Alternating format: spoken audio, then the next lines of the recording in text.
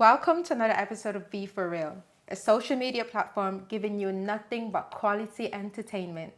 Join me once a month as I interview some special guests. Today's guest would say she has no filter. You probably know her on TikTok. She's not afraid to speak her mind. Please join me and welcome Mercedes. Hi. Hi guys. I'm so happy to be here. Thank you for coming. No problem. Thank you for having me. No problem. First of all, I want to ask, is that your real name? Yes, guys. I know I get this a lot. Everyone's like, oh, Yeah. Harley getting me. I have been hearing the jokes for the longest time, like about the car. I get it. That's why my friends would call me Mercy, but you can refer to me as Mercy if you want to, if it's easier for you. But yeah, that's my actual name. So why did your parents choose that name? If I'm being honest, yeah. So they would have chosen it to when I came here for it, like when I'm getting jobs or something like that. It wouldn't be a direct, like African, like a typical African name. Not in a bad way. Like all my brothers are like my brothers from my parents, like my parents' side before they met each other. They have like different ethnic names, which I think are so beautiful. But with the brothers that were raised and born and raised in Ireland, me, Anthony, and we call him Tony. Me, Anthony, and Dylan and Prince. Oh, wow. So they've shortened the name. Like we obviously shorten our names now, but they definitely picked more solemn names, so it's easier for our teachers to call it out and everything. Oh, really? Even though I think it's ridiculous to have to do something like that, in my opinion. Like my kid would be getting the most ass name ever. I don't care. But do you have like an African name that you just don't use? No, I they didn't literally give you one at all? no, because my parents, I'm half Nigerian, half Liberian. I was gonna ask that, yeah, so that dynamic in the household where it's like a cultural thing does not happen whatsoever. Oh, it's just a straight up.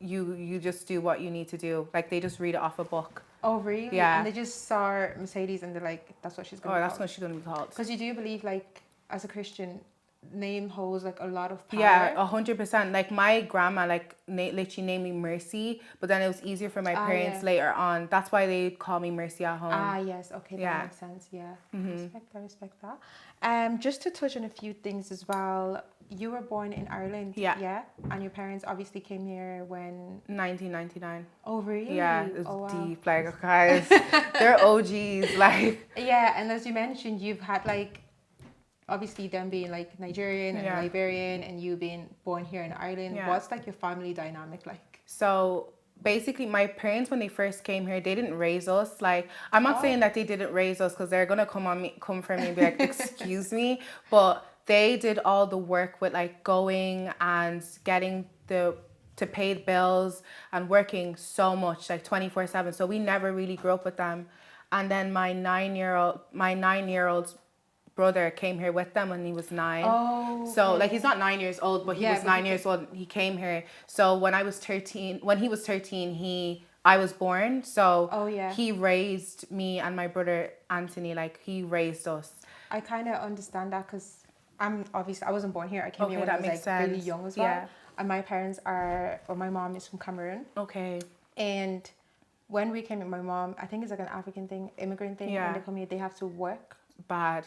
And then send money back home as well. You already know. We're going to get into that. Please. Yeah, so it's like my mom was always working. And I kind of had to, I felt like I was the mom as well, to be honest. So I understand where you're coming from. Yeah, from my brother. I basically raised my 2 younger siblings. That's crazy. Yeah, because I know mom would like work like late night shifts. She was doing odd jobs. Like she had to do what she needed to do. Cleaning, everything. Like my mom, she's just a rock, honestly. I love her to bits. But I'll be so real, the absence in the household as well completely changed the dynamic of culture-wise. Because if they were home more, I think it'd be easier for us to be more in tune with our culture, like Liberian and Nigerian culture. But like, what's my little 13-year-old brother gonna teach me other than he's a baby as well. He's a baby, and I think that's the reason why like later on in his life with raising us, it got the dynamic between me seeing him as a brother turn into more of a father figure, so that when that dynamic changed where it was more abusive or like angry, I was like, bro, this is like this is turning into like daddy issues or something like that. But we've healed it, thank God. Therapy has helped.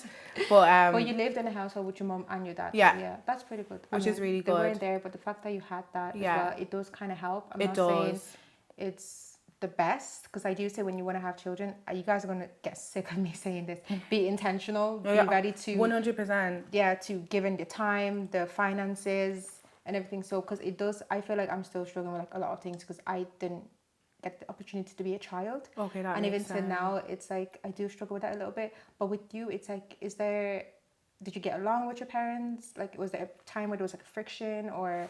Yeah, so with my mom, like, so my dad's gone back to Liberia now. Oh, Like, has he? he's gone to Liberia to build our home and everything Oh, there, yeah, okay. and set up the business there. But for the first 19 years, they waited until my little brother was 18 before he left. Oh, And then okay. for the first 19 years, like, of my life, he's been the typical African dad that's like, Your brother? yeah, Yeah. oh wow, absent, angry, narcissistic. This is my dad, like, oh, okay, my actual actual dad, not dad. my Okay, brother okay. dad. Okay, so we call bro dad, and then we call dad dad. So Yeah, okay, bro dad dad. is more of like, I won't ever shame him for doing all the work that he's done, because he's done so much for my family. But if the materialistic side was gone, and we go to the dynamic of an emotional person, he did not hit the nail on that. And I'm never going to fault him for that, Yeah. because I understand that he's also a product of that. Yeah, also, he never got that. like, he He never can't give got you that. something he never had. 100%. Like, but at the same time, I will never not hold them accountable, because Yes. I was You didn't absent ask to of be that. here, yeah. I You that's asked to something be we here. get into about like asking to be here, but Yeah. on the most genuine thing, I will never ever like hate on someone for displaying traumatic behavior towards me, because I know they came from trauma. Like, yeah. no one actively chooses That's real to mature. be. Yeah, That's no real one. mature. I wasn't always like that. Oh my god, I was so bad. I was so bad for us. Like, if I can learn, you can learn. If I can Yeah. learn, you can learn. But like, they're in their odd, like, going into 60 years. Like, I'm not going. How is their 20-year-old daughter going to wake up one day and be like, oh, you have to do this, you're a narcissist, you're this? I can't diagnose grown people. They've been living a life before me. So I'm really gentle with that with my parents. But there was a time where obviously there was friction. yeah. Kind of. Oh, there was that one for years. That is wow. like, we only recently like got to a stage where we can be in the same room without like there being arguing or a really bad dynamic, because I had to choose to be the parent. Like, I know this sounds really odd, but because I actively chose to do the work on the healing and the patience and the understanding, and not using trauma to make a bad dynamic, my parents had to like submit to it. Oh yeah. You're not gonna be screaming at somebody and they're just being like, yeah, That I was me, understand. though. That's what I'm saying. We're so different. I'm gonna use this like you as an example. It's like, I wish sometimes I was more vocal with my emotions growing up. I think I kind of suppressed like a lot of it because I always believe being like maybe it's because I was born in Africa first. I don't know. That makes but sense. I was like, you cannot shadow your parents. If they tell you to do something, do it. You're supposed to be seen and not heard. But it's like, I know when I watched your TikTok, it was like the completely opposite for you. It's like your parents weren't there, and I think you said one time that you did things that would purposely hurt your mom. Oh, 100%. That was like my go-to. Like, guys, the tattoos, like everything. I promise you, I literally only did these type of things to not only get their attention, but also show the world outside that they do have no control of their household. And I know it's such a messed up thing. I know it's such a messed up thing to do, but it was where I felt the only time I can control anything in my life was when I was showing people the absence of their control in my household. So I would purposely go out of my way to do things like that. It's crazy to me now that I'm obviously as healed as I am now and aware of that behavior. And you're still so young. How old are you? I'm 20. I literally just turned 20, which is scary to me. But I'm just so grateful that I clocked that now. So now the dynamic in my household is, I actually am an older sister. I can't be moving like that. Like, because my little brother will pick up on my behavior, whether he likes, whether I like it or not. And I used to get really annoyed by that because I'm the only girl out of 8 boys. Do you know how scary? Like 8 brothers. Oh, wow. Anytime I think about it, it's like, wow. So I don't get the excuse of not being a woman or not knowing how to be a lady or whatever, but if I'm being at the same time is what I do kind of, I don't want to say you command your bad behavior, but the fact that, because you know, like with African parents, they like to show to the world that they're this, their kids is this, their household is this, perfect environment, or like they like to brag. I think Oh, Africans, we 100%. like to brag. Oh, But the fact that you're like, I'm going to do these things just to show people that you're yeah. actually a horrible parent. Sorry, Yeah. not a horrible parent. No, But, you could say okay. they needed to be told that, to be Yeah, fair. the fact that you actually did that. Not, I don't think a lot of maybe young people my age or at the Yeah. time actually have like the The balls to nerve, do the it, yeah. balls Yeah. to do that. So the fact that you're breaking like barriers Yeah. for yourself. I felt like a lot of the time I did break majority of the generational curses I have in my family. It's just the rebellion. I did it on purpose. Like, it was always on purpose. Like, every single thing that I actively chose to do was, no, you're not going to talk to me like that. If my parents, I remember ringing the Garda. Like, I swear, I've done this like 5 times. It was insane. Because my brother was like raising us, and I had a foster sister, like foster family as well. Yeah. So my house is full, and one thing you can't do is raise your hand to me. Like, I promise you, if you ever put your hand on me, I'm ringing the guard, or I'm going to school and I'll cut my leg and I'll show the teacher. I will literally bruise my leg and I'll show the teacher with no shame. Like, I promise. There was a But time. wait, how did you know that your parents would get in trouble? Oh, I'm I sure knew. you were I really just young. knew. How old Like, were you? this is like from the ages of 10 to like 13. Oh, where I was wow. bad. Like, when I was like really rebellious. Like, I really was like, oh, I learned in school. They said that parents can't hit you. I think the westernized kids get tapped. Like, I was so bold. So if my mom hit me, I'd go into school and be like, yeah, my mom slapped me today. Like, they would never do. That's why my parents never hit me, and that's where the dynamic with my brothers came in, where they did the discipline and they did And the how abuse. did they discipline you Oh, they different? used to smack me around, and the thing is, the age gap as well is huge. 13 years between me and my older brother, and I've forgiven him. I love you so much if you're watching this, but he used to beat me black and blue because my parents couldn't touch couldn't me. do it, so they'll send him. Yeah, they send him, or he would be like, how? Because you know the way with you, it's you can see your siblings get away with a lot of things that you couldn't have never done. Oh, and there's this. I'm not saying there's a resentment for older siblings, but it's kind of warranted because it's almost like, where was this for me? Where was this leniency? Was this grace for me? Where was this leniency for me? So with my older brother, like, he would see me being like, no, I'm not doing that. Do it yourself, to my parents or something. I know, it was so bad. I have a younger brother, so my mom was more strict on me than she was with him. And the things he gets away with, when she's talking to him, he just walks out and slams the door. Yeah. Or when my brother's like, I'm not talking to you, and then walks out. Oh. I could never do that. But the fact that I see him, I get where your brother's coming from, I understand. And it's a what? Yeah. I went through that and you can't? Yeah. Like, ma'am, where's this from? So he disciplined me from the ages of 13 to 17, where he would beat me, like, and it was bad. So, and my older brothers, I had so much resentment for them as well, and my mom, because, like, where's intervening? Like, why is no one? This is not this normal, like, slap or something. This is like proper, like, pounding me. Stop. Like, I was so bad. I talk about this. I have no shame talking about abuse. Like, I could not give a rat's. But for me, it's only of recently where I called him and I was like, can we actually talk about this, because it's still affecting me into going into my 20s and I don't want to feel this anymore. And with my parents calling the Garda, I tried it on him. Like, I was like, I'm going to call the police. And he's in an army suit. I remember this day was the most traumatic thing ever. It was my birthday and I wanted to go to this apartment party right beside my gaff. Yeah. Sorry to anyone that's viewers listening, gaff means house. I was going to this apartment party and my brother's like, you're not going. And my parents were in Nigeria at the time and he was minding us. And I was like, and he just came back from the army. So they left and he came back.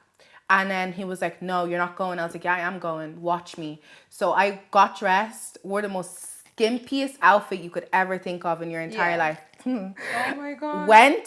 Tell me why this guy came to the party, dragged me from the balcony from it, brought me downstairs, and I'm kicked. This is the first time I'm hitting back or anything. Yeah. So I'm kicking and punching, and everyone's like 100 people watching while I'm getting dragged into my auntie's car. And she's like, I'm like, on your birthday. On my birthday. And I'm like, you have to ruin everything. This is your last day trying to abuse me, blah, blah, blah, screaming. And the police are there watching it. So just remember that the police came to break up the party regardless. And then I'm getting publicly dragged out of there. So the minute I get home, he squallops me. And I'm like, okay, watch. I rang the Garda. Like, I rang it. And it was the same guy that was in front of the place when they watched me get dragged. Guess what these people said? Sibling fight, not doing anything about it. Swear on my life. I promise you. I remember that woman say, she goes, sibling fighting. This guy is 10 times my size, 10 times my age, and you're telling me sibling fighting. Just remember this woman, like just remember this woman, right? So after like my rebellious stages, I'm like doing the most maddest shit. Like I had like 2 JLOs. I was fighting. JLOs? JLOs is like, if you got 3 by the age of 18, you can't leave the country for 10 years. Oh, and wow. I had 2. God, I was so bad. Wow. Like I was so bad. It's so, I'm not ashamed. What the fuck? Sorry, it happened. So, I got these when I was younger, and I remember the same woman, like after me and my friend got arrested for doing bad things. Be for real. We were shoplifting, okay? It was so bad. We shouldn't have done it, yeah? So we got arrested, and then we got thrown. So they picked us up, they handcuffed us. Yeah, this is so embarrassing. From Dunn's, like oh wow, Dunn's store. Oh, it wasn't pennies, girl. God forbid. I could like me get grabbed for pennies. That's crazy at that age. I put my respect on my name. And it wasn't even me that got caught. She got caught. Yeah, and I felt like the most guiltiest person to just leave her there. So I was just like, oh man, take me as well. Like, it's like I told you to wait. Like I kept just being like, I told you. Like, but we got arrested. We're in the car now. This lady just kept staring at me. The policewoman, she was so mean. Most racist woman I've ever come across in my life. Oh, wow. She just kept saying side things, always the blacks. Like I was hearing it in front of it. And she looked at me through the like screening, and me and my best friend were holding each other's hands because we were panicking. I'm gonna lose my job. We're panicking, right? And then I was looking at her, I was like, we're fried. Like our parents are gonna kill us. Like we're dead. She's like looking over at me. She's like, calm down. The same lady's looking at me, and she's like, have you been arrested before? And she's like, I'm like, no, I'm lying. Like, I'm lying and lying and lying. She's like, no, I know you have. I know you have. So she chose me in the cell. She does like the whole check where like they check if you like have like drugs in you or anything like that. And she locks the cell.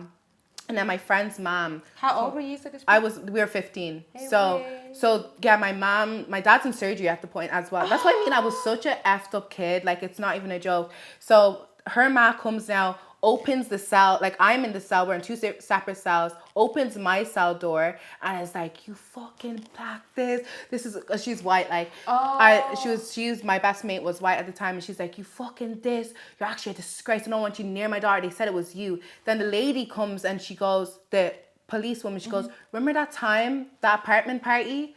It was her. It was the lady at the apartment party. So she was like looking at me, and she's like, you remember that time at the apartment? Thought you weren't arrested before. Thought you weren't arrested. Your brother should beat you. That's what the woman said to me. That's what this grown, to a 15-year-old, this grown big wallop of a woman looking through the like cell. I don't know how to explain it. So it's like a cell door to like the people that are listening, and then you open it. Yeah. So you know the movies, and then you kind of.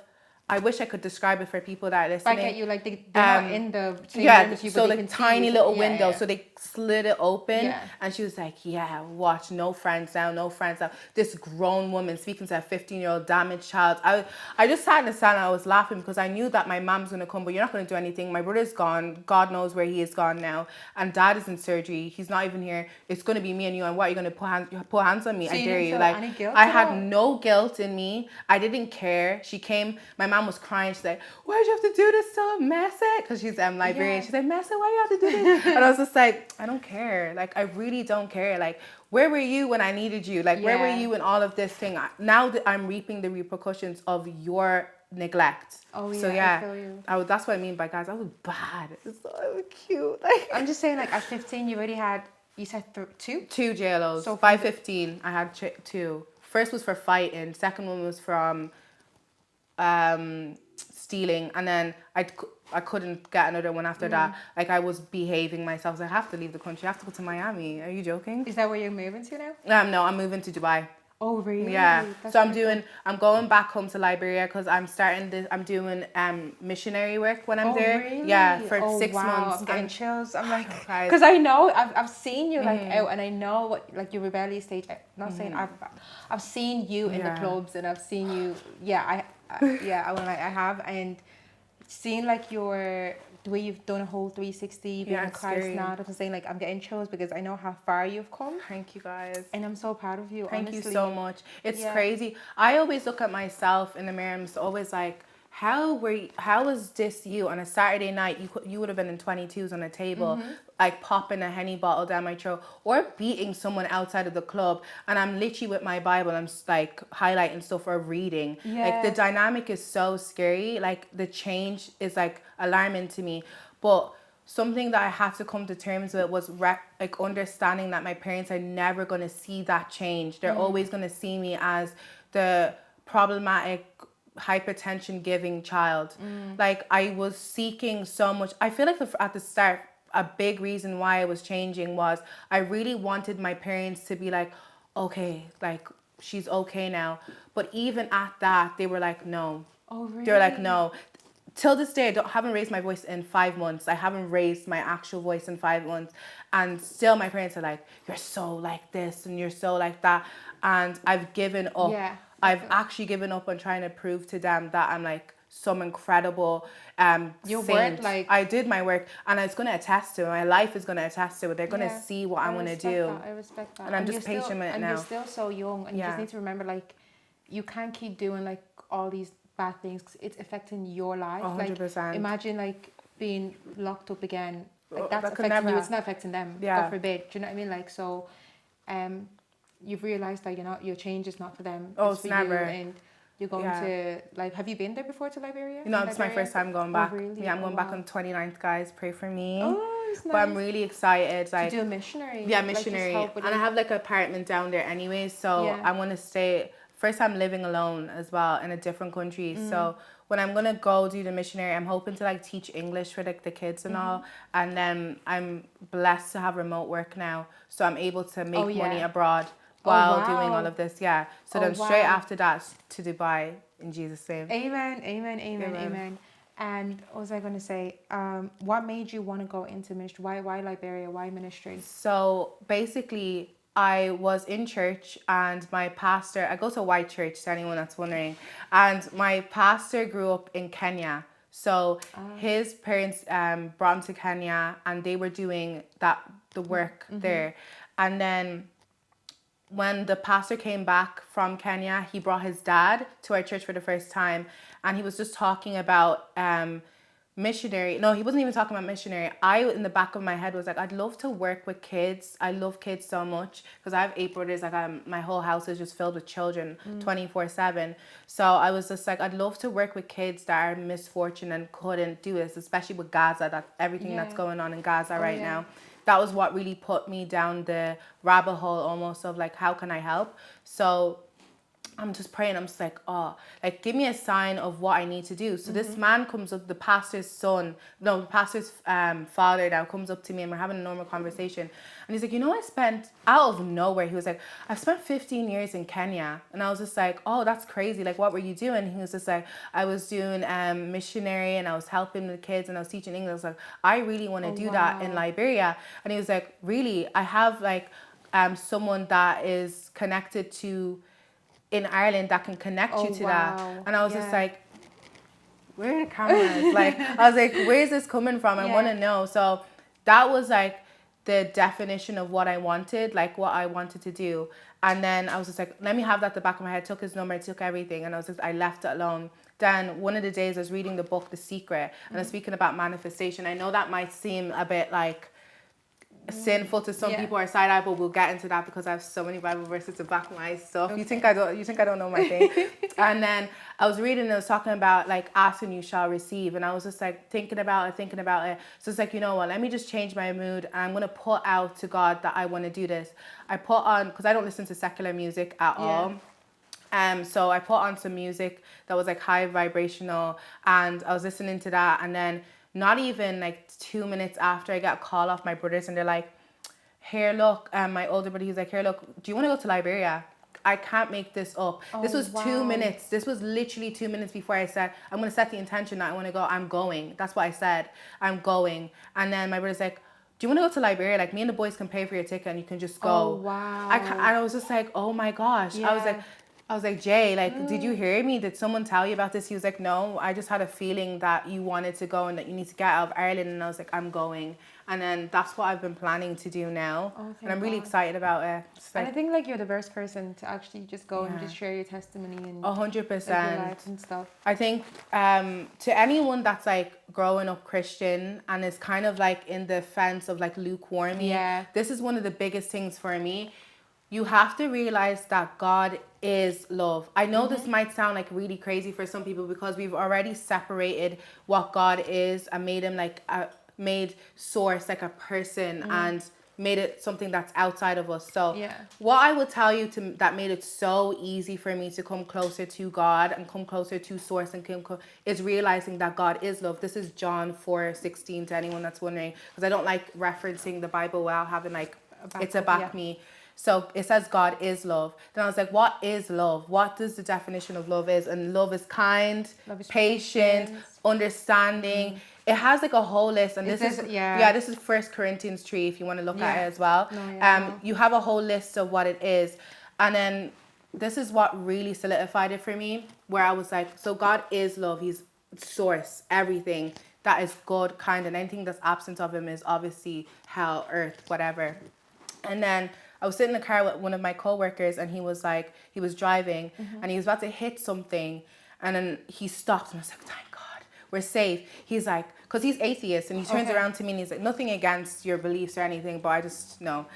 He turns around to me and he's like, why are you saying thank God? It was me that did it. And I was like, do you not realize that God is patience? Yeah. If you didn't have patience, would you have not crashed the car? I respect that so much. And I was just talking about that, I was breaking it down to him. He's like, oh. And he was like, oh, I didn't see it like that. I was like, yeah, because you see God separate from love. You don't see him as love. Yeah. You don't see it as love. So when you look at it, in anything that you do, when you're like, thank God, be like, okay, what in this can I attach this to the level of emotion? So for me, if I'm running or if I'm doing anything, if I'm being patient or doing something and I say thank God, I'm like, oh, that's linked to patience.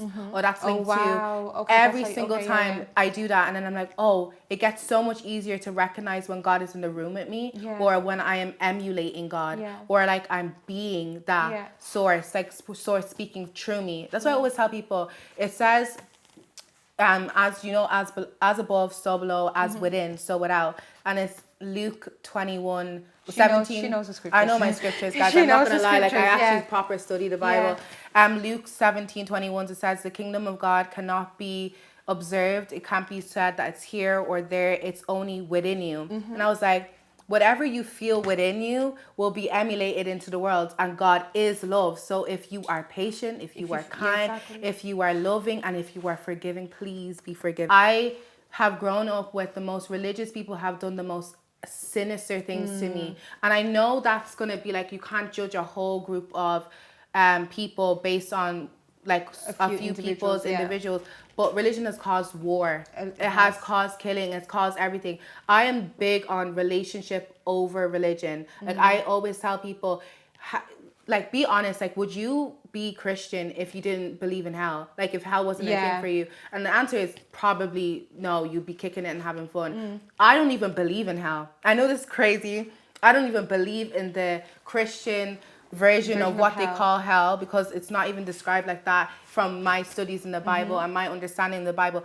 But I still choose to not listen to secular music, to not curse, to not drink, to not smoke. That just shows that I actually have a relationship with God. I have a relationship with love, because God is love. Like, do you see what I mean? When you choose love, I promise you, when you choose love, everything just makes more sense, because I know how hard it is to have a relationship with God when you think it's separate from love itself. Exactly. So all I'm just saying, like, if you could do anything, just study what love is and ask yourself, are you emulating that every single day? Are you choosing that every single day? Because when you choose love, you choose God. And God said hell is separation from him.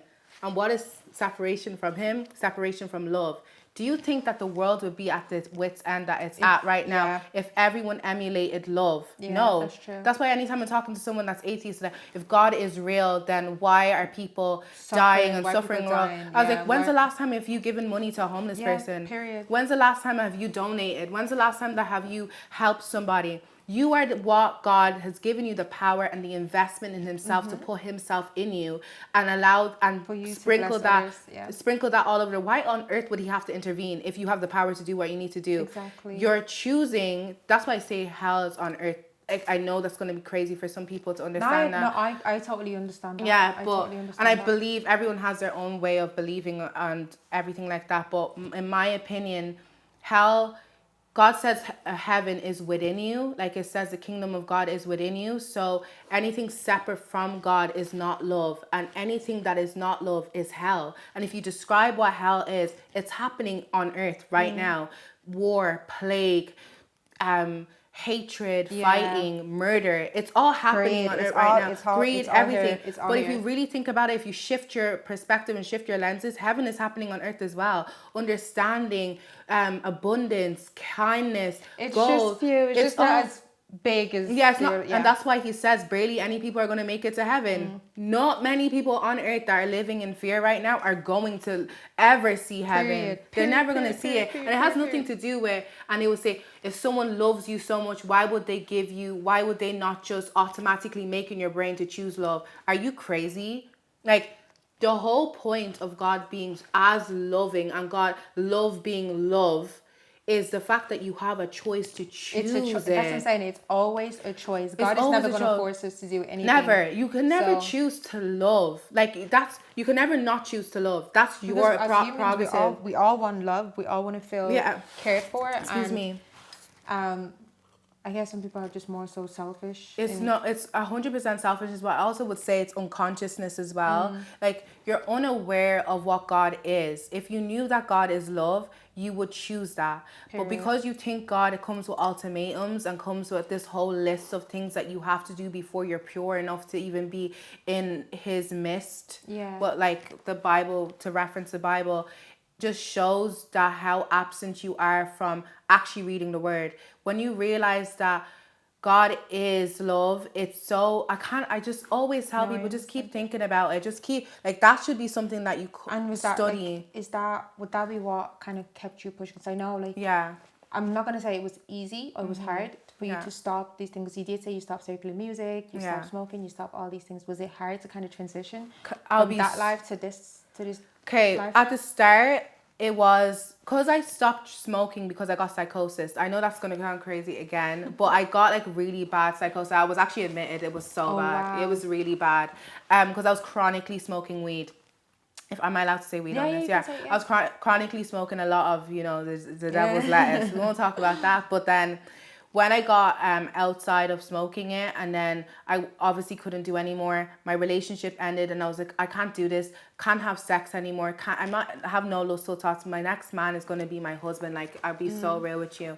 And when you're going through that transition, it was by force I had to do it. It was by yeah, force. okay. It wasn't a choice. I couldn't choose not to do it. I couldn't choose not to drink. I couldn't choose not, because my life, it was either you're going to do that or you're going to die. You're going to do that or you're going to, because I had an eating disorder because of this smoking. Couldn't drink alcohol because of the poisoning from it. God really, really said, you thought you were a city girl? Yeah. No, I'm going to punish you today. Like, Yeah. no, God will never punish you. But I know I'm chosen in some way, that every single time that I did something that was against the aligning of love, it was automatic got psychosis. I have friends that have been smoking for 15 years, 20 years that are grand. You're fine, but yeah. me, after a year of smoking, I got psychosis. got Does that even make sense? Like, does that make sense to you? Wow. I always say that to people. It's like, I always feel like I'm cursed or something. And I think you're blessed. I think I'm blessed. I I think you're 100% think blessed. I'm blessed because of it. But at the time,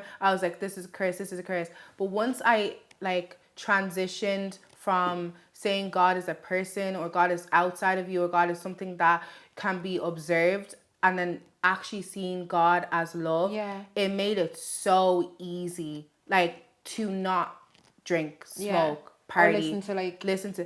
That's the easiest one for because me I as won't well. lie as well. Like I think we all go through a phase of having the fear of missing out. What's it called? FOMO. Yeah, fear of missing out. I did go through that as well, and now I'm kind of on the same journey as you in a way. That makes sense. I'm trying not to listen to circular music. I think I'm doing pretty well Okay, now I'm because I proud found of some really you. good R&B artists, Yeah. gospel R&B artists.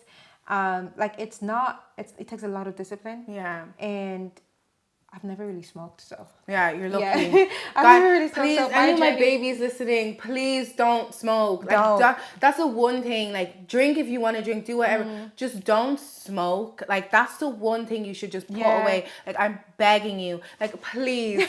That's the one thing. Like if you can take anything from this video, like from me saying just don't pick up smoking, and to the chronic smokers that I know that like their whole life is on smoking right now, you will get out of it. Like anything, you can get out of anything. Your body. Is it kind of like cocaine withdrawals? Because I'm not sure. I don't know anyone that's been. I have never taken anything outside of weed, but like. Is it like but from people explaining the what cocaine withdrawals are like?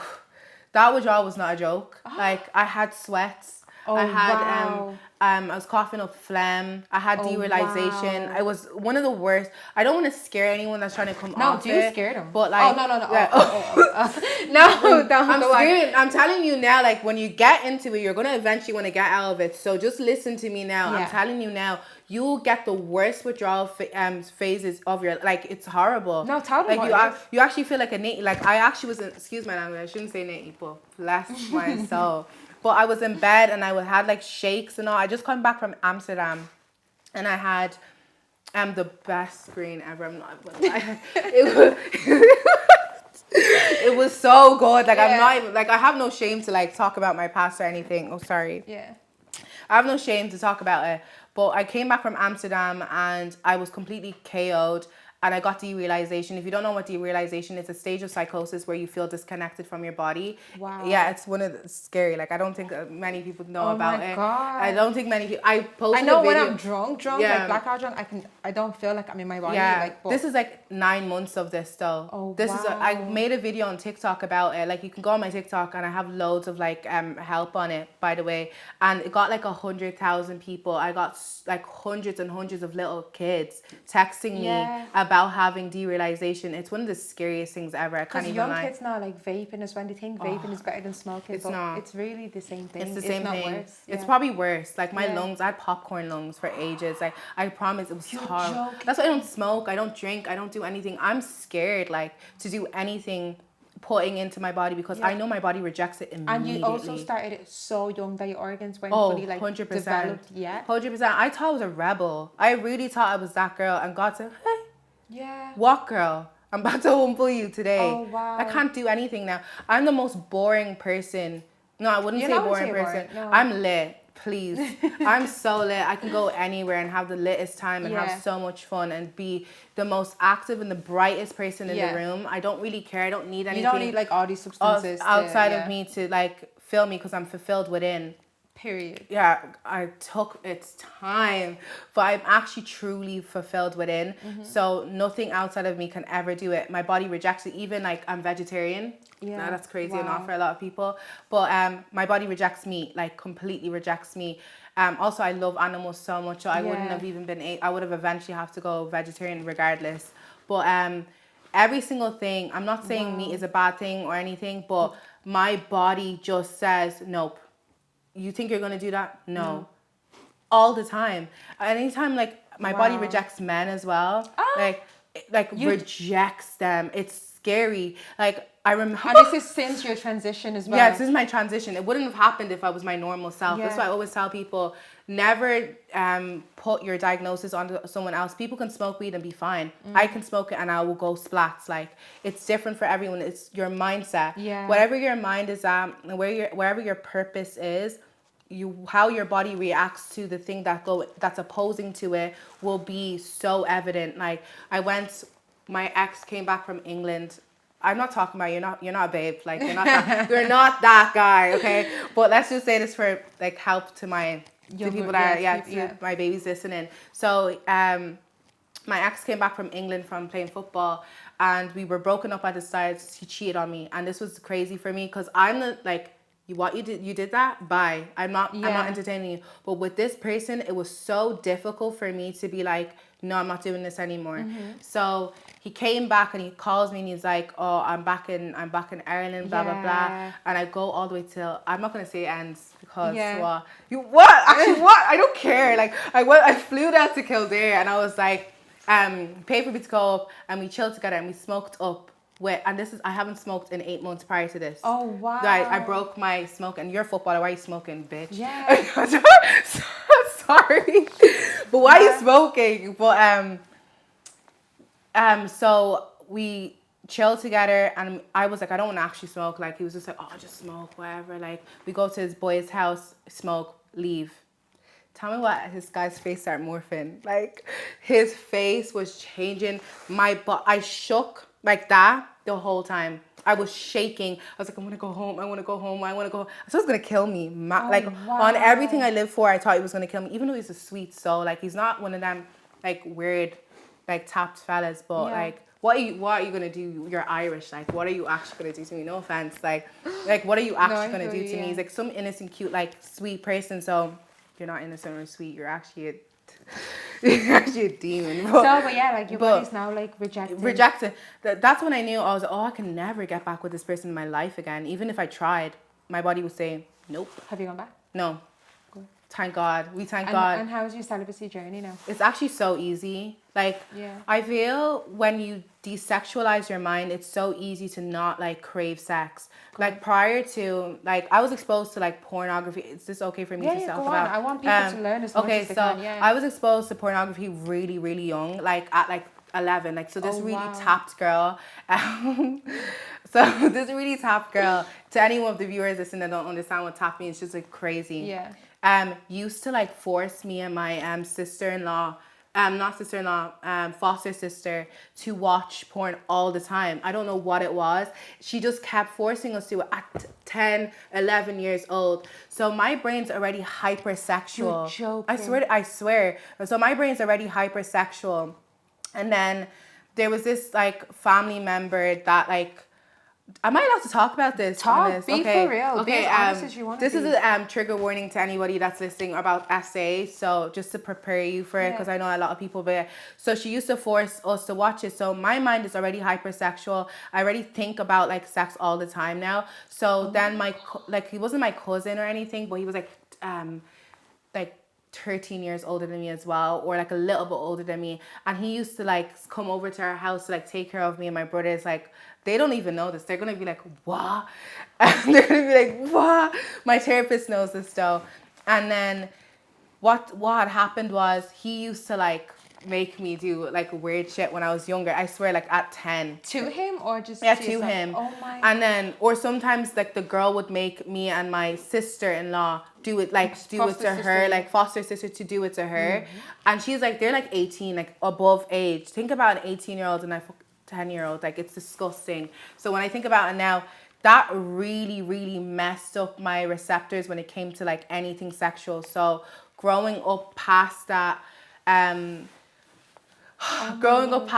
was always like, I just thought sex was a chore. You thought it was not, yeah. I thought it was just like, oh, it's just a normal thing to do. Like, it's just a normal thing to do. So I never took it as... And you didn't have any role models role models around me. Like, 8 brothers that talked about, like, all of that. Like, girls, no girl around me to tell me, like, babe, your body's sacred. Like, it's different from a woman and a man. Like, I'm not saying that, oh, blah, blah, blah. It is different, please. It's completely different for how we interact with sexual activity that men do, and how our bodies chemically are wired to receive, like, sex. So I always tell people, like, porn is an addiction. Like, it's as much as an addiction as it is for, like, smoking weed or drinking. And it's not talked about enough, especially men. It's not talked about enough at all. Like, I have so many of my boy mates that will tell me, like, bro, I'm actually addicted to watching porn, and it's ruined their lives. It's ruined their lives. And I'm always I've never really come across anyone like that, so it's kind of... They're never going to tell you. Yeah. They're never going to tell you. That's the crazy thing. I think because I'm such an open book, like, I'm on here talking about porn, like, do you know what I mean? Yeah. So my boys are like... I'm so happy I can be the safe place for my male friends to be able to say things like this to me, because I know it's very difficult to find their own friends to talk about. They're just going to call them quote-unquote gay or whatever. Yeah. But... None against gays. Love you guys. I love everybody. Sorry. Love is love. Sorry. I know that's going to be really, really triggering for some people, but I'll go right. But to anybody that's like struggling with a porn addiction, I promise you, it's more common than you think. Yeah, it is. Seek love and seek the word, and I promise you it's going to go. I promise you it's going to go. Oh, wow. Like, you really just need to desexualize your mind, and celibacy comes easy. even the music you listen to. That's why secular music. Yeah, Secular the music movies as well. Don't watch movies. Yeah. Don't listen to music. Don't barely listen to music. I listen to Lauryn Hill. Like she's not secular music. I made it very I went through like the whole list, like Bob Marley, things like that don't speak about anything that goes against God's alignment and goes like, I know this might be really tough for some people to swallow and lukewarm to swallow. If that music you're talking about talks about fornication before marriage, all of that, you should not be listening to it. Selling your body just to get a bag, like Young Miami. Oh, and don't even talk about Shira 7, please. Like sprinkle. No, but seriously, I'd say just if you're struggling with celibacy, it's because of the music you listen to. It's the music. It's the shows that you watch. It's your friends that you have. It's your constantly talking to men. Like if you're gonna have a boyfriend that's on the same wavelength as you. Like that understands you, that's soft with you and gets it. Exactly. Like if he's initiating things even after you told him that you're walking with crying, run away, run away. And the thing is, he doesn't like you. No, he's also addicted to porn. Yeah. I'm sorry, it's the truth. No, if he's telling you, if he's telling you to shave, like telling you to like, this is gonna help you identify if your man is like probably a porn addict or your girlfriend is. If they're constantly asking you to do like things that you would only see on porn, like oh, shave this or do that and do this. I'm telling you now, a man that's not indoctrinated with like the worldly view of having you look a certain way in order to be pleasant and not having you come as you are, they are not getting their source from love. They're getting that from someone else that's telling them exactly how to perceive you. But then again, in order to have this kind of relationship, you need to also know what you want as a person. 100%. And kind of have your standards. So if you have your standards and you go for someone that watches porn, you cannot expect him to give you these things if he's not safe. Fact. So you also just kind of like you have to look within yourself. Fact. And just keep your standards high. You can't have standards if you don't even like yourself. One of the biggest things that you need to ask yourself, why are you talking to men when you don't like yourself? Like anytime I'm talking to someone, they're like, I'm so ugly, and I'm like, oh, are you in a relationship? And they're like, yeah. I'm just like, yeah, I know how that's gonna go. Like, babe, you cannot be moving through life without having undeniable amounts of self-love. Exactly. When I tell you I could kiss myself because that's how much you meant to love yourself. And because I love myself, I love everyone. And because I'm able to love myself, I also know when a person's not going to love me. I always say, let me tell you something. If you don't love yourself, you don't love God. That is a fact. No, I totally agree with that. If you don't love yourself, you don't love God. If you don't love God, then you don't know love. That's all I always tell people. If you want to have a relationship with yourself, have a relationship with God first. But like in the kind of world we live in, like I know they're gonna be like, she's just talking trash. God is not real. Oh, like this is God is not real. God is love, babe. I don't know how to help you. I'm sorry. I really don't know how to help people that actively are choosing to hate themselves. You can't love yourself if you don't respect yourself.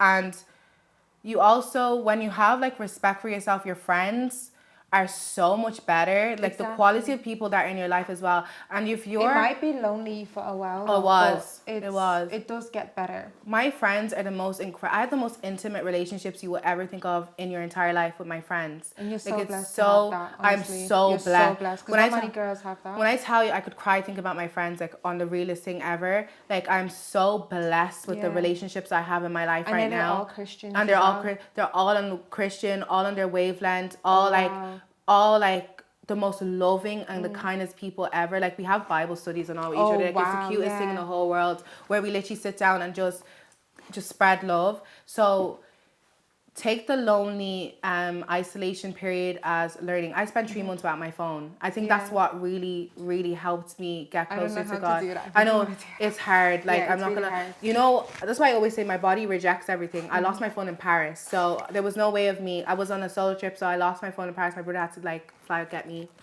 and everything. So what I'd say is that you can fast from your phone for like 3 months, like not 3 months. Try it 1 week. Try a day. Maybe try a day first. Try a day. Okay. Yeah. For me, I can go like weeks without my phone. I can't even lie. Like I don't even have social media anymore. Like I literally only downloaded Instagram today. But for me, I'd say in order to love yourself, you need to stop comparing yourself to other people. And you can't stop comparing yourself to other people if you're constantly on your phone. Yeah, and that's true. You're constantly on your phone. You're seeing people all the time. And you're obviously going to compare yourself. So my biggest recommendation is pick up some books and read. Go for a run. Go for runs as well. Exercise is an important thing. And talk to yourself. Journal. Yeah, not even that. Have conversations with yourself. Oh, I talk to myself. Yeah. My parents think I'm crazy. Like this is what I do on the daily with myself. Like I would talk to myself and be like, okay, where is this stemming from? Where's this going? Why was I triggered in that moment? And where did it come from? I'm constantly doing shadow work. I'm constantly understanding the emotions that are coming up in my body. In order to have like a partner as well that will love you the way you want to be loved, you have to love yourself the way you want to be loved. So 100%. You have to put in the work. You have to. Yeah, you can't just expect someone to just give you everything while you're not also doing it, because they're gonna want to be treated good. 100%. Well. Do you think God is going to give you one of his precious stones? Exactly. Do you think he's going to give you someone for you to mess up? No. Exactly, yeah. The one thing it takes work. The only thing I really and truly believe that is one of the truest things ever is karma. Like what you put out is what you're going to get back in. So if you're a horrible person, you're going to get that back to yourself. And if you're a great person, you're going to get that back to yourself. 100%. And you need to one of the last points I'll make is that you cannot expect to have someone be given to you that ticks off every single box that you have. That's a man that's wealthy, has money, if you're a broke bum. I'm so sorry. I know it's gonna hurt some girls' feelings because it's such a normalized thing for like broke girls to be like, my man has to pay for my nails and all. Babe, you have no money in your bank account. Like, you're not doing anything. You have no education. You don't know how to read. You don't know how to write. You don't know how to do anything. And you want a man that has all of this?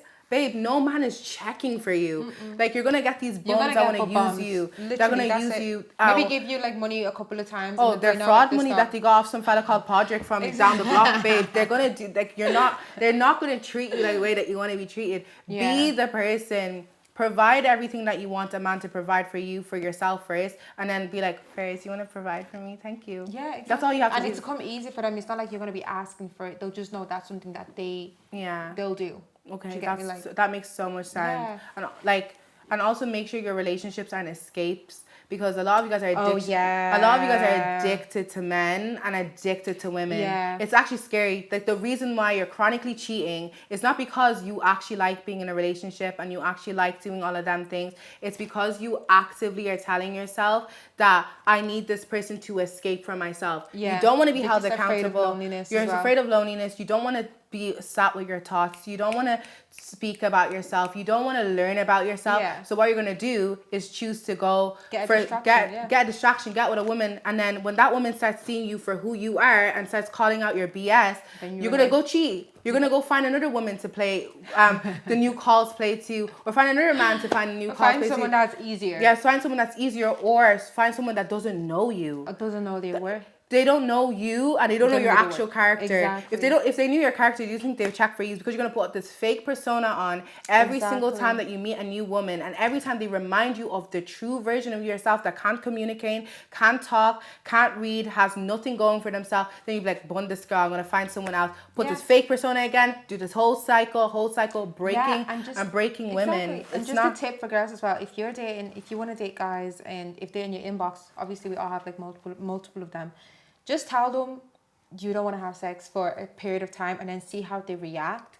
Their reaction, and I'm not saying like how they react in that instant moment, but their reaction throughout that period is going to tell you if they're a good person or not, or if they're mean. Because everyone can pretend. Oh, everyone can. But you cannot pretend for too long. You can't. Exactly. First of all, babe, so if you need to tell a man that you don't want to have sex and you're a Christian woman, question yourself. I'm so sorry. Like, if you actually have to actively go out of your way to be like, no, babe, I try to convince why is that your type? Why is that your type? I'm so sorry. Change your type. Oh, your types are bums. Your types are men that are obsessed with sex. Like, that's your type, and you want to call yourself a woman of God? That's what I'm saying. That cannot be your type. Obviously, I know a few people that they're going through like breakups right now. Yeah. And like their partners some of them are like so in the wall, like they're partying, some of them are addicts. I always tell my friends, you deserve someone that's healed. Yeah. If you're healed, you deserve someone that's healed as well, because I feel like women would like to fix men a lot. Oh, so fact. It's like, as a Christian woman as well, you cannot get in a relationship where you know, they're not a Christian, you know, they're living in the world, and then just expect it to be like this perfect relationship. And You're then delusional. you guys get in fights, get in arguments, God is not in your relationship, and you're crying all the time, you're running to your friends, ranting. Like, what do you expect? I always say this to people all the time, like especially my girlfriends. I'm always like, when you're asking yourself what type of man that you want, ask yourself, are you the type of woman that a godly man would want? Yeah. Period. Like, are you like that's all you need to ask yourself. That's all you need to ask. Like, write it down on piece of paper, your dream man, like from start to finish, and ask yourself, would he bat an eyelid at the version of you that you're playing right now? The answer is probably no, because you're a broke, angry, bitter woman. That's what you are, and you expect a man to just come and be like, hi, you're so amazing. A man that's put together, loves God and knows love, knows God's love. He won't even look at you like twice, not even once. He won't even look at you. You're not going to be in the same room as him. Those men are in rooms learning how to trade. Like, they're not in your That's true. They're not in Club 22. They're not in Club Academy. Imagine going to Academy to go find your man and then crying about him cheating on you the next day. Like, what do you think, baby? Like, it's like drinking and not expecting to get drunk. Oh, that's a fact. If you have like a low tolerance, like myself. Oh God, I don't drink anymore. I have the worst. I told myself I'm gonna drink on holidays. Oh, that's okay. That's fair. Like, that's learning. That's learning. Like, it's gonna start from somewhere, and it's not a sin to drink. It's a sin to get drunk. But I would say, if you're like trying to get off drinking, ask yourself, is this an addiction? Every single thing that you do in your life, just be like, am I escaping myself? Every single thing I do, even with like the whole self-love journey and self-growth journey, I was like, am I escaping myself? Am I reading all the time to escape myself? Is this another form of addiction? Have I found another outlet to like obsess over? Because it's not men anymore. It's not drinking anymore. It's not alcohol anymore. And energy cannot be created nor destroyed. E equals MC square. E equals matter and mass, and everything is created in this world is matter and mass. Just to let you guys know. I've done my studying. And so if energy cannot be created nor destroyed, it can only be transmuted, then where's the energy of obsession gone to now? What am I obsessed with now? Constantly ask yourself, what are you obsessed with? What are you addicted to? Because that's what like kind of made it easy for me to identify where my bad traits were going, because I was like, I have to be addicted to something because it can't be destroyed. So it's gone somewhere. You're so young and you're so like, you've already done so much in that, and you're so aware now. It's amazing. Honestly, Thank you so much. Like, I used to watch your TikTok and just be like, I love people that are like very vocal on your social media. Like don't just post pictures and go about your life. Like, use your platform to like help other people, to educate someone on something. Like, I always say, I don't want people to come on my page and be like, oh, I'm so jealous, I wish my life was like this. I want them to come on my page and learn something from my page. So like, what you're doing is absolutely amazing. I have seen you in like the worst. Not the worst. I've been in pits. I've been in the pits of hell. Yeah, so like seeing you in this light now, guys, so it's much. amazing. I think it's scary for people because like it's a shock. I wish you guys could have seen me before. I wish there could be clips put in this of me being in clubs, drunk on the floor. Like, now I'm actually making a lot of money. Like, that's what I'm saying. I'm making money. I'm healthy. I'm happy. I have the most respectful relationships in my life ever. I'm close to God. Yourself as well. Oh, I'm literally taking myself on a date after this. Like, I'm literally going to cinema. Like, I promise you, I love me. Like, loving you is the best thing that you can ever do. I love that for you. Yeah, thank you so much. And obviously, my podcast, we talk a lot about like sexual consent as well, and you did touch upon, you know, being abused a lot. I'm so sorry. No, it's okay, girl. I'm really, really I'm not a victim. I'm a survivor. I'm a thriver. Oh my God, no.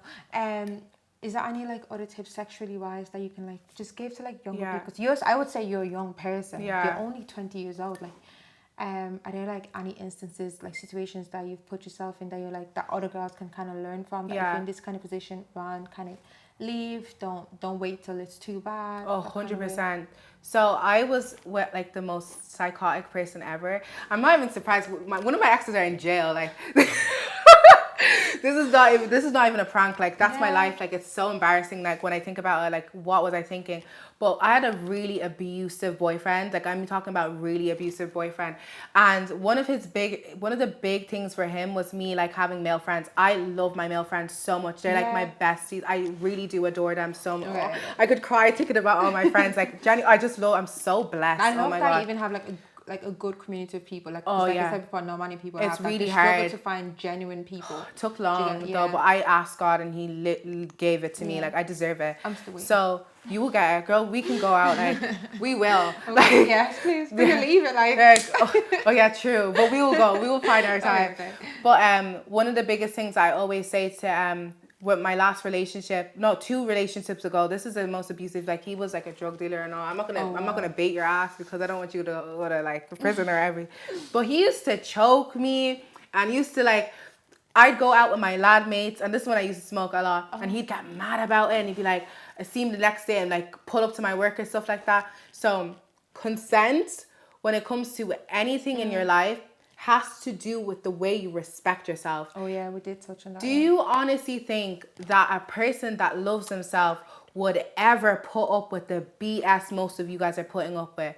A man. But the thing is, they're still so young. They don't really know That's, much yet. That's, You know what I mean? I get that. I was there. I'm still so young now. If I could wake up I woke up at this at 19. So if I could wake up at 19 and think about that, you actually have I'm so sorry. I'm one of the most like hold yourself That's accountable. something I want them to hear from you. Yeah. I'm the most hold yourself accountable person. Like my little sister can come to me and be like, because I have my sister-in-law, which she's been in my life forever. Like, she came to me and was like, oh, something happened to me and like it was, I would never victim blame or sexual assault blame ever. But first things first, why were you, I'm not saying why were you there, but ask yourself, why are you in these environments where things like that can happen to you? Why are you in a relationship with a drug dealer? That's the question I have to ask myself. I'm not shaming you. I'm not coming for you at all. But my drug dealer, crazy person that beats other people. Oh, he hit me. Wow. I'm surprised. I'm surprised now. Are you daft? Like I always ask myself this, like my younger self, when I used to write in my journals, I don't know why this is happening to me. I'm so like this is happening. You know why it's happening to you, D-Don. Like you know why it's happening to you because you actively chose to walk down that path. Same thing with people that all your friends are drinkers, smokers, fighters, everything, and then you're like, oh, I'm a Christian. I know it's gonna hurt some people's feelings. I really don't care because I've never cared about hurting people's feelings in my life. You're walking down this path of like with people that have no purpose, no drive, no focus, no understanding of what it is to be alive, and then you expect them not to lead you into a ditch. Like it's literally like that. As a believer, you have a specific path that you're meant to walk down, but you're walking with loose, screwed on head people that are going to end up walking into anywhere. Because if you don't know God, you don't know yourself. If you don't know your purpose, then you're floating. You're floating. And the devil can just come and the devil say, hey, come here. But you're not going to know that that's the devil because you have no awareness of what is God and what is love, because God is love. What is love and what's the opposite of love? So what you're going to do is lead yourself into a ditch because you're following people that are guiding you. You can't be guiding people that have the majority vote of your life. If it's more of them and you're the only person, I'm so sorry, you're going to be collateral damage. So for me, to all my babies that are going through abusive relationships or like sexual assault, like blasphemy, trigger warning to everybody, but please be so aware of the environments that you're going into where these are this is actively happening. And this is not dismissing the poor girls that are running on the road and some crazy man comes and attacks you. Also to men, can we please talk about men? Can we also talk about men? Because I promise you, it happens probably the exact same time. I know this is gonna sound really crazy to viewers that are watching, but because I have so many lad mates, I promise you it's equal. It's 50-50 to sexual assault. I'm so sorry.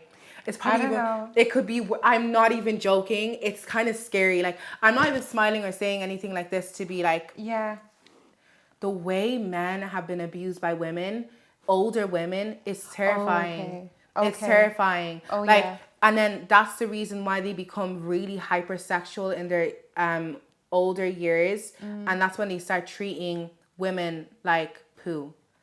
It starts from the home. So man, please open up to your boys. Please open up to your girls. Find somebody to talk to because a lot of boys have been like assaulted. And what's it called? As someone who started dating really, really young, I'd say 15. You're probably younger than that. Would you? Oh wow! Yeah, I was young. Like I was like 12. Like my first boyfriend was like 10 or something, and I was that's actually like child's that's play, though. no, but like no, like he'd come to my house and all. Like that's why I was telling you, like my parents actually like. And your parents had no idea this. No. They would see, but I would be like, "What are you actually gonna do?" Like that's why I said I was really bold. What? Like I was really bold, but like we wouldn't do anything. Like Yeah. they would think that it's like child's play, but it was actually because I remember everything vividly. Because I told you I was really exposed to like mommy and like sexual things when I was younger. So I thought I was a grown ass woman. Like I thought I was big at 10 years old. I thought I was so grown up. As I didn't have a childhood. Like I'll be so real. I didn't have the norm childhood because I was robbed of that innocence. Yeah. And I don't ever hold people against that because I know they were robbed of that innocence and then projected it onto me. They don't have an excuse for that, but still. But, so being, obviously you being 20 years old, would you, like giving advice to the younger girls, would you say they should wait till they're at least like 23, 24? Wait till marriage. Dating? Just wait till marriage. I love that you're saying this because it's coming from you. Yeah, wait till marriage. Okay. I wouldn't say wait till marriage. I'll say from experience, it's never like this puppy dog love of you're both 15, both don't love yourselves, don't know anything about yourselves, don't know anything about the sexual anatomy as well of your body and the energy that comes it takes to give yourself to somebody. Your relationship is fake. It's gonna hurt your feelings. Oh, my mom and dad met when they're 19 and they're married. Okay, clap your hands. I'm so sorry, I don't care. Like I'm being so real. Like that's not the norm. Your relationship now, you fighting Johnny every weekend, that's not a relationship. What I'd say, get to the best version of yourself now so that the man that you meet completely mirrors you. Ask yourself, this is one thing I said to my sister and it completely changed the way that she looks at relationships. I go, if you had your dream man that ticked off every single box that you could ever think of in your life, like on later stage, and he came home and told you that he cheated on you with the version of you that you're playing right now, would you be offended? What would you be like? What would he say? Oh, she's this. Oh, she doesn't have a job. She doesn't know how to drive. She doesn't have, like, she doesn't take care of herself. She's this and that. Listing every single bad attribute that you have about yourself now. Do you think that that's something that man should be attracted about? That's a really good way to look at it. I always look at it like, would my future man be attracted to me? Would he be attracted to me? The answer is probably no. If he's a God-fearing, loving, kind, and amazing person, he's probably not going to be attracted to the version of you now. So until you're able to say, yeah, he would bag me. Stay single. Stay single and love yourself. I respect that. I'd say the same thing because I have a younger sister as well. And if I can follow her 24/7, I wish I could. Same. But I'm doing all these things just so like girls her age, they can learn from it. Even girls your age, it's like, because you're still very young. I am a baby, You're still a baby. I always forget my age. Yeah, I always forget my age because of the madness I put myself through. You've done so much. You've changed. I know most people like going through the life you went through in the past, they probably don't learn it till like maybe 25, 26, 27. Yeah, but the fact that God has like rescued you so young is honestly amazing. And like I said, just continue, please. I will, guys. But yeah, so that is the end of this episode. Is there anything else you want to say? Yeah, just the book recommendations. So the books that actually changed my life is obviously the Bible. Yes. Best thing ever. The 4 Agreements. Please read the 4 Agreements. It's one of the best books ever. The Power of Now. And then The Power of the Subconscious Mind. Like, in that order, your whole life will change. Yeah. In that exact order. Because I am telling you, Mercy has done a whole 360. And that's why I wanted her here. Like, full 360. She was in the world. Sorry, I was laughing at myself. And now she is in the light. So don't think that, like, God doesn't want you as you are. Don't think that, like, the way you're living is the only option out there. It is not. And she is a living proof I attest to it. My life like the way she's, like I said, she speaks about God, the way she's so happy. It's really a testimony, honest to God. Thank you so much, guys. That is the end of today's episode. Thank you guys so much for watching, and we will see you next time. Bye.